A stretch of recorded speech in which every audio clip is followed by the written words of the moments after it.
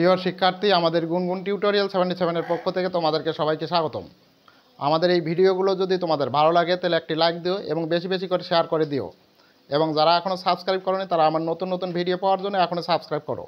তো আজকে আমরা অষ্টম অধ্যায়ের বৃত্তের 8.1 অনুশীলনীর 4 নম্বর প্রশ্নের সমাধান করব। তাহলে 4 নম্বর প্রশ্নটি আছে, দুটি সমকেন্দ্রিক বৃত্তের একটির জ্যা এ বি অপর বৃত্তকে সি এবং ডি বিন্দুতে ছেদ করে, প্রমাণ করো যে এসি সমান বিডি।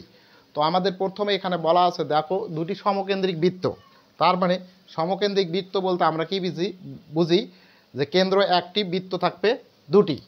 তাহলে এইটা যদি আমাদের একটা বৃত্ত আট করি এরকম, এটির কেন্দ্র হচ্ছে এটি, আবার একে কেন্দ্র করে এর বাইরে দিয়ে অথবা এর ভেতরে আর একটি বৃত্ত আট করব এরকম, এরকম। তার মানে এর বৃত্তের কেন্দ্র হলো ও একটি, ছোট বৃত্তটার কেন্দ্রও হচ্ছে ও, আর বড় বৃত্তটার কেন্দ্রও হচ্ছে ও। তো এই বৃত্ত দুটির কি বলছে যে এখানে বলা আছে একটির জ্যা এ বি। আমরা যদি বড় বৃত্তটার বৃত্তের জ্যা আমরা এ বি নেই, এ এবং বি, আর অপর বৃত্তকে সি এবং ডি বিন্দুতে ছেদ করে, এখানে দেখো সি এবং ডি বিন্দুতে ছেদ করে। তাহলে প্রমাণ করতে হবে কি, দেখো এসি ইকুয়াল টু বিডি। আমরা এগুলো খুব সহজেই প্রমাণ করতে পারি, খুব সহজেই প্রমাণ করতে পারি। তা আমরা প্রথমে এখানে বিশেষ নির্বাচন লিখব, যে বিশেষ নির্বাচন, যে মনে করি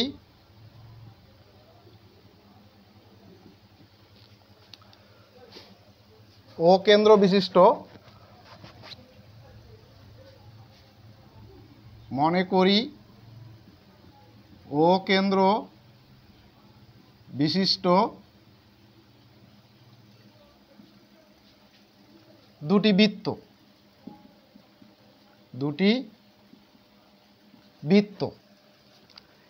দুটি বৃত্ত বলতে এখানে ক্ষুদ্রতম বৃত্ত আর হচ্ছে বৃহত্তম বৃত্ত। তো বৃহত্তম বৃত্তের এ বি জ্যা, এখানে লিখব বৃহত্তম বৃত্তের এ বি জ্যা,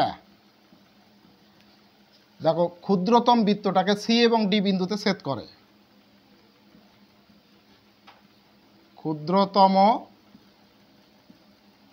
বৃত্তকে কোথায় ছেদ করে, সি ও ডি বিন্দুতে ছেদ করে, ডি বিন্দুতে ছেদ করে। তাহলে প্রমাণ করতে হবে যে, কি প্রমাণ করা লাগবে, প্রমাণ করতে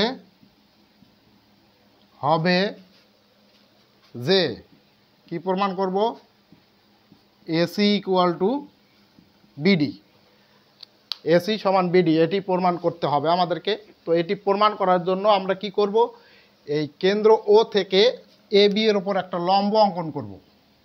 অঙ্কনের একটু কাজ, আমরা ওই লম্ব আঁকলাম, এখানে দিলাম ই বিন্দু। তো আমরা এখানে লিখব অঙ্কন,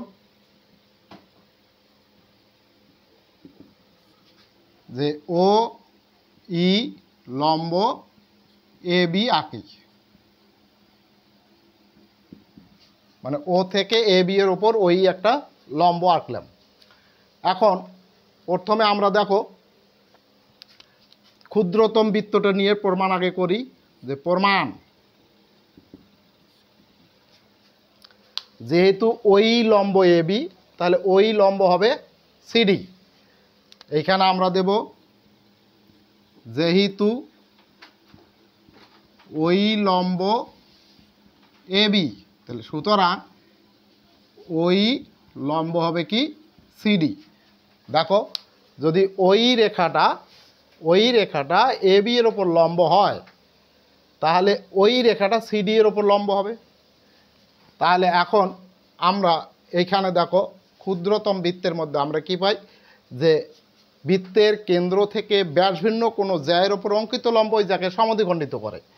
এখানে আমরা লিখব কি, তাহলে অতএব যেহেতু ওই লম্ব সিডি আমরা লিখছি, এই যে ওই সিডির ওপর লম্ব, তাহলে আমরা লিখবো কি সি ইকুয়াল টু হচ্ছে কি ডি। এইখানে কারণ হিসাবে দেব যে বৃত্তের কেন্দ্র থেকে ব্যাসভিন্ন কোনো জ্যায়ের ওপর অঙ্কিত লম্ব যাকে সমদ্বিখণ্ডিত করে। এখানে দেব কারণ বৃত্তের ব্যাসভিন্ন অন্য কোনো জ্যায়ের উপর অঙ্কিত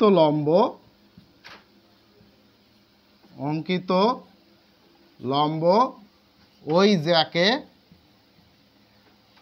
সমদ্বিখণ্ডিত করে। সমদ্বিখণ্ডিত আমরা এই কারণে লিখতে পারি, যেহেতু ওই লম্ব সিডি, এই যে ওই রেখাটা সিডি এর ওপর লম্ব, তাহলে সি সমান ডি। কি কারণে? বৃত্তের ব্যাসভিন্ন অন্য কোনো জ্যায়ের উপর অঙ্কিত লম্ব ওই জ্যাকে সমদ্বিখণ্ডিত করে, এই কারণে আমরা এটা লিখলাম। তারপরে আবার ওই লম্ব এ বি, তাহলে সুতরাং লিখতে পারি কি এই ইকুয়াল টু বি। ওই একই কারণে এখানে দেব কি একই কারণে, ওই কারণে আমরা লিখতে পারি যে এই সমান বি। যেহেতু ওই রেখাটা এ বি এর ওপর লম্ব, তাহলে এই সমান হচ্ছে বি। তাহলে এই সমান আমরা কি লিখতে পারি এখানে দেখো, বা এই সমান এইটা লিখতে পারি কি এসি যোগ সি। এখানে আমরা লিখবো কি এসি যোগ সি ইকুয়াল টু, তারপরে কি আছে বি সমান কি বিডি যোগ ডি। এখানে লিখতে পারি কি বিডি যোগ ডি। এখন দেখো আমরা এই যে সি জায়গাতে কি বসাইতে পারি ডি, আমরা আগেই প্রমাণ করছি সি সমান ডি। তাহলে এখানে এসি এসি থাকবে যোগ সি জায়গাত কি বসাবো ডি ইকুয়াল টু বিডি যোগ ডি। এখন উভয় পক্ষ থেকে যদি আমরা এই ডি আর ডি বাদ দেই তাহলে কি থাকবে, অতএব এসি ইকুয়াল টু বিডি। দেখো আমরা কত সহজেই প্রমাণ করতে পারলাম এসি সমান বিডি। আমাদের এখানেও বেরোয়েছে এসি সমান বিডি। তারপরে এখন লিখবো আমরা কি প্রমাণিত, কত সহজেই প্রমাণ করা যায়।